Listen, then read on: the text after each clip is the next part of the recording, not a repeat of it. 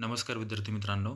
आज तुम्ही स्क्रीनवर जी जाहिरात बघत आहात, ती जाहिरात आहे high court of judicature at Bombay principal seat at Bombay.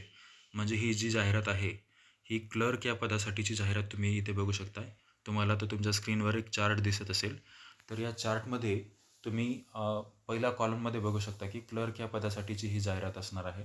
आणि यामध्ये हायकोर्ट ऑफ बॉम्बेच्या वेगळ्या सीट आहेत, बेंच ॲट नागपूरच्या वेगळ्या सीट आहेत आणि बेंच ॲट औरंगाबाद इथे वेगळ्या सीट्स आहेत. तर तुम्ही कॉलम क्रमांक 3 जिथे तुम्हाला दिलं आहे की total number of post total number of vacant post आणि present plus vacancy arise in next 2 years अशा हायकोर्ट ऑफ बॉम्बेमध्ये तुम्हाला एकूण 830 पोस्ट दिसत असेल, म्हणजे वॅकन्सी दिसत असतील.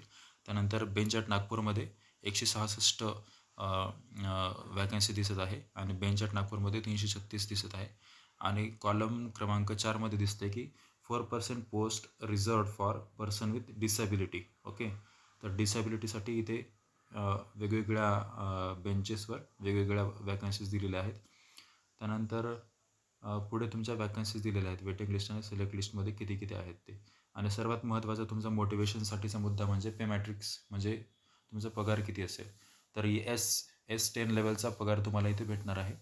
म्हणजेच तुमचं बेसिक पे 29,200 ते 92,300 plus allowances admissible as per rules तुम्हाला इथे असणार आहेत.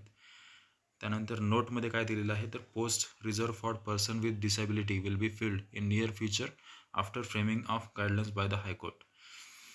त्यानंतर तुम्हाला इथे दिसतंय एज लिमिट, सर्वात महत्त्वाचा मुद्दा, कोण कोण इथे फॉर्म भरू शकणार आहे.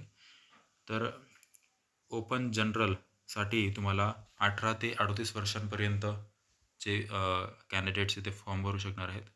त्यानंतर तुम्हाला इथे दिसतंय की for scheduled caste, scheduled tribes, other backward class or special backward class specified for time being by the government of Maharashtra. तर इथे त्यांना 18 ते 43 वर्षांपर्यंतचे कॅन्डिडेट्स इथे फॉर्म भरू शकणार आहेत. त्यानंतर for high court government employees applying through a proper channel यांच्यासाठी 18 वर्षांपासून आणि मॅक्झिमम एज लिमिट इथे नॉट ॲप्लिकेबल त्यांनी दिलेलं आहे. त्यानंतर तुमचं क्वालिफिकेशन काय याला असणार आहे, जेणेकरून तुम्ही ते अप्लाय करू शकाल. तर इथे दिलं आहे बघा, पहिला पॉईंट दिला आहे की must possess university degree of any recognised university, preference will be given to the holders of degree in law. म्हणजे तुम्हाला इथे कोणतीही डिग्री चालणार आहे, पण ज्यांच्याकडे लॉची डिग्री आहे त्यांना प्रिफरन्स देण्यात येईल असं त्यांनी म्हटलेलं आहे.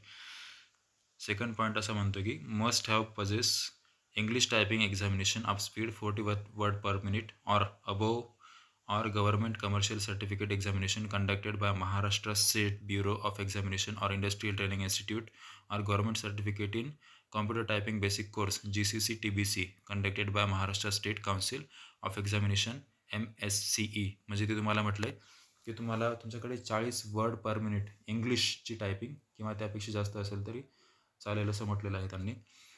तुम्हाला ते बघू शकते की 40 word per minute or above म्हटलेलं आहे, म्हणजे 40 किंवा 40पेक्षा जास्त असं म्हटलं आहे. त्यानंतर इथे तुम्हाला दिलेलं आहे नोटमध्ये वाचा, the candidate who have passed computer typing basic course English typing speed of 40 word per minutes conducted by the MSCE are exempted from producing certificate about proficiency in computer operations as per government of Maharashtra general administration department etcetera etcetera. Okay, हे कळालं असेल तुम्हाला point. त्यानंतर इथे तुम्हाला दिलं आहे की the candidates who possess English typing certificate for speed of 40 word per minutes or above of government commercial certificate examination or industrial training institute must possess candidate regarding qualification of computer knowledge. आता हे तुम्ही वाचून घ्या, एवढं डिटेलमध्ये मी जाणार नाही. बऱ्यापैकी तुम्हाला हा पॉईंट क्लिअर झाला असेल की 40 किंवा 40 वर्ड पर मिनिटच्या वर तुम्हाला टायपिंग सर्टिफिकेट इंग्लिशचं पाहिजे असेल किंवा त्याच्या व्यतिरिक्त तुम्हाला काय पाहिजे असेल हे तुम्हाला इथे देण्यात आलेलं आहे. त्यानंतर तुमच्यासाठी महत्त्वाचा पॉईंट म्हणजे गाईडलाईन्स फॉर एक्झामिनेशन. आता याची एक्झाम कशी असणार आहे, तर एक्झाममध्ये तुम्हाला दिलं आहे की पहिल्यांदा तुमची the candidate will be required to undergo following selection process. पहिल्यांदा तुमची होणार आहे स्क्रीनिंग टेस्ट, जी की 90 मार्कांची असणार आहे आणि त्यामध्ये तुम्हाला मिनिमम पासिंग मार्क्स 45 मार्क्स असणार आहेत. त्यानंतर तुम्हाला ह्या परीक्षेचा कालावधी 1 तासाची परीक्षा असणार आहे. Written test paper should be of objective type multiple choice questions on the following subjects. म्हणजे तुमची ही 1 घंट्याची आणि 90 मार्कांची परीक्षा होणार आहे, ती ऑब्जेक्टिव्ह टाईप असणार आहे. त्यामध्ये तुम्हाला Marathi, English, general knowledge, general intelligence, arithmetic, computer असे हे सब्जेक्ट्स देण्यात आलेले आहेत. त्यामध्ये मराठी 10 मार्कांसाठी, इंग्लिश हे 20 मार्कांसाठी, जी के म्हणजे जनरल नॉलेज हे 10 मार्कांसाठी, जनरल इंटेलिजन्स हे 20 मार्कांसाठी, अरिथमॅटिक म्हणजे मॅथ्स हे 20 मार्कांसाठी आणि कॉम्प्युटर हे 10 मार्कांसाठी येणार आहे. त्यानंतर तुमचा परीक्षेचा दुसऱ्या टप्प्यावर होणार आहे तुमची टायपिंग टेस्ट. या typing test minimum passing marks यामध्ये तुम्हाला 10 घ्यायचे आहेत. ही परीक्षा 20 मार्कांची असणार आहे आणि 20पैकी तुम्हाला 10 मार्क घ्यायचे आहेत आणि ह्या परीक्षेचा कालावधी असणार आहे 10 मिनिटे. Typing passage containing of 400 words. तर तुम्हाला हे 400 वर्ड्सची टायपिंग तुम्हाला इथे मागतं आहे.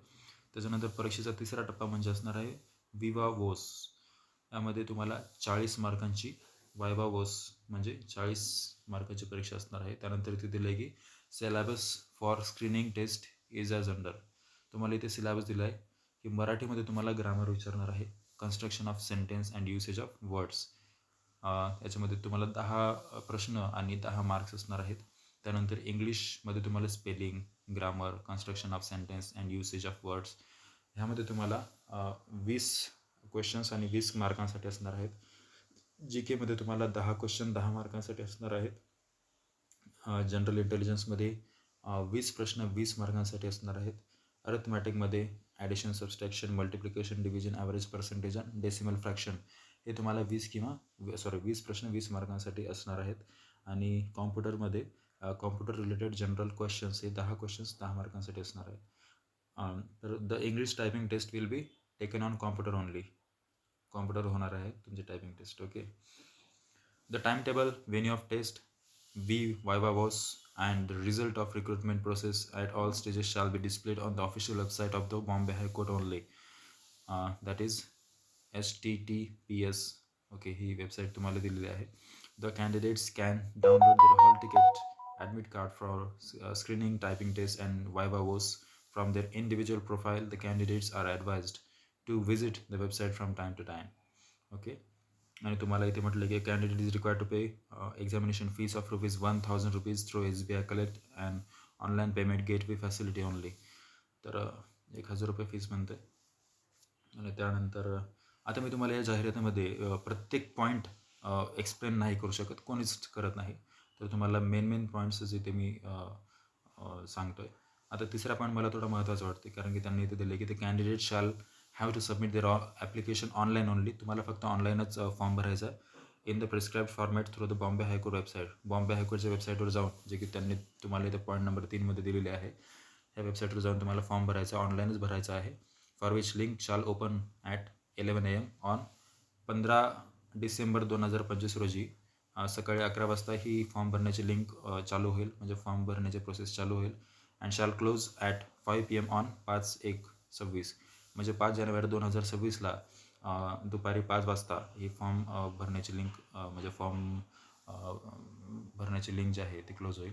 To avoid last minute rush, candidate are advise to submit the application well in advance. म्हणजे काय म्हणतात की फॉर्म भरताना ना जेव्हा फॉर्म भरण्याची जी अंतिम मुदत असते ती जवळ येते, तेव्हा वेबसाईट हँग होणं किंवा फॉर्म सबमिट न होणं किंवा अशा प्रकारचे काही प्रॉब्लेम्स उद्भवू शकतात. तर ते म्हणतात की तुम्ही लवकरच तुमचा फॉर्म सबमिट करून टाका. त्यानंतर म्हणतात की applications in any other mode like post, hand delivery, courier ETC will not be accepted. म्हणजे तुम्हाला फक्त ऑनलाईनच फॉर्म भरायचा आहे. त्यानंतर हा एक थोडा महत्त्वाचा पॉईंट आहे. Before commencing process to fill up the online application, the candidate must have his or her latest passport size photograph. ह्या पासपोर्ट साईजची फोटोग्राफ तुम्हाला साईज वगैरे त्यांनी दिलेली आहे. तर हे तुम्ही स्क्रीनशॉट काढा, याला एकदा बघून घ्या आणि अशा प्रकारचा पासपोर्ट तुमच्याकडे असला पाहिजे. तर ₹1,000 फीस आहे तुम्हाला सांगितलं आहे. आणि त्यानंतर तुम्हाला while filling up the information regarding educational qualifications, candidate should mention his or her qualification in the following sequence: SSC, HSC, graduation, post graduation असं त्यांनी दिलेलं आहे. ठीक आहे. आता अजून काही महत्त्वाचं तुम्हाला दिसते का? व्हेरिफिकेशन ऑफ डॉक्युमेंट, शॉर्टलिस्ट वगैरे. The selection committee reserves the right to adopt an appropriate method or methods for shortlisting the candidate at any stage of selection process. Okay, पुढे बघूया आता ते काही महत्त्वाचं वाटते का. Other instructions. इथे तुम्हाला कॅरेक्टर सर्टिफिकेट एक दिलं आहे बघा. आता कॅरेक्टर सर्टिफिकेटचं काय करायचं नेमकं हे तुम्ही एकदा जाहिरातीमध्ये वाचून घ्या आणि त्या अकॉर्डिंग तुम्ही मूव ऑन करू शकता. तर हीच माहिती तुम्हाला आज द्यायची होती. तर थँक्यू व्हेरी मच.